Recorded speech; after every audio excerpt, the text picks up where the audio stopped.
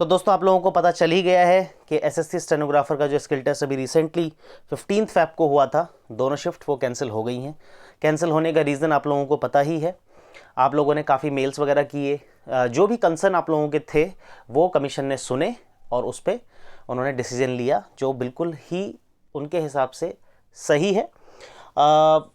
Important बात ये नहीं है कि मैटर डिफ़िकल्ट था इसलिए कैंसिल हुआ एग्ज़ाम या क्या है। मैटर की डिफ़िकल्टी कभी भी कंसर्न नहीं है। कोई भी अगर एक अच्छा स्टेनोग्राफर है तो उसको मैटर कितना भी डिफ़िकल्ट आए उसको उससे ज़्यादा प्रॉब्लम नहीं होगी। प्रॉब्लम होगी तो सही अगर नहीं सुना जाता, सुनाई सही से नहीं दे रहा है, प्रोनाउंसिएशन सही नहीं है, तो बच्चा गलत ही उसको लिखेगा या सही से पूरी डिक्टेशन नहीं कर पाएगा, जो कि मेन कंसर्न था, जिसकी वजह से डिक्टेशन अधिकतर बच्चों की ख़राब रही। वो बच्चे भी जो 1% के अंदर आते हैं, मिस्टेक अपनी लेके आते हैं, उनकी मिस्टेक्स तो चलो बहुत दूर की बात है, पास होने के लाले पड़ गए। तो इस तरीके की सिचुएशन क्रिएट हुई। खैर, तो अब 2-3 चीज़ें हैं इंपॉर्टेंट जो बच्चे आप लोगों के डाउट्स हैं। सबसे पहला, एग्ज़ाम अब कब हो सकता है। तो अभी ये चीज़ मैं क्लियर करना चाहूँगा कि किसी को भी नहीं पता होता कि एग्ज़ाम कब तक कंडक्ट हो पाएगा या क्या है, पर मैं ये चाहूँगा कि एग्ज़ाम जल्द से जल्द रिकंडक्ट हो, क्योंकि तैयारी आप लोगों की है। जिन लोगों की तैयारी है उनको एग्ज़ाम जल्दी अगर कंडक्ट होता है तो उनको उससे कोई प्रॉब्लम नहीं है। तो उम्मीद हमें ये करनी चाहिए कि एग्ज़ाम जितना जल्दी हो सके उतना जल्दी रिकंडक्ट हो जाए। बट सेंटर्स वगैरह अगर चेंज होते हैं या दोबारा से डिक्टेशंस रिकॉर्ड की जाती हैं, डिक्टेटर चेंज होकर अगर ऐसा कुछ होता है तो उसमें टाइम लग सकता है। बट कितना ये हम नहीं कह सकते, बट फिर भी एक्सपेक्टेशंस यही रखनी चाहिए सबको कि जल्द से जल्द स्किल टेस्ट हो। दूसरा इंपॉर्टेंट फैक्टर जो है, जो बच्चे पूछ रहे हैं क्वेश्चन के मैटर किस तरीके का अब आ सकता है, क्या ऐसा ही मैटर दोबारा आ सकता है जो आया था, तो मैं इस बात पे यही कहूँगा, आप मैटर की डिफ़िकल्टी के पीछे मत जाइए।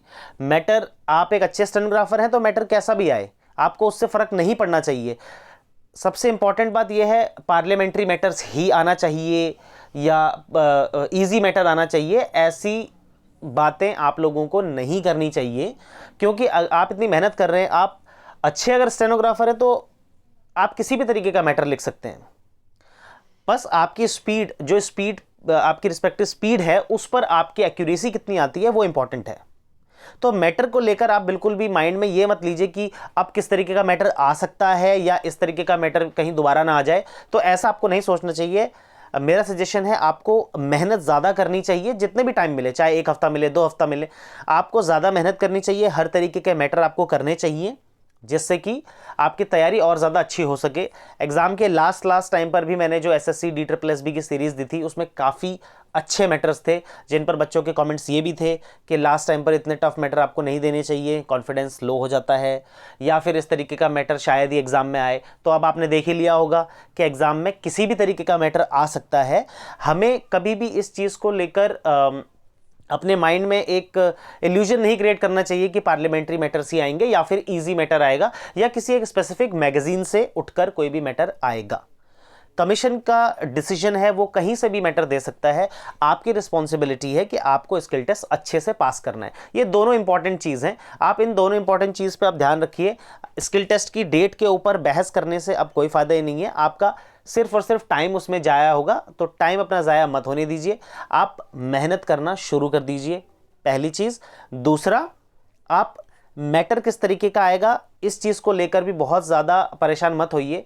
मेरी कोशिश रहेगी मैं हर तरीके का मैटर आप लोगों को प्रोवाइड कर सकूं, जितनी भी ज़्यादा मैं कर सकता हूं आप लोगों की हेल्प में कोशिश करूंगा।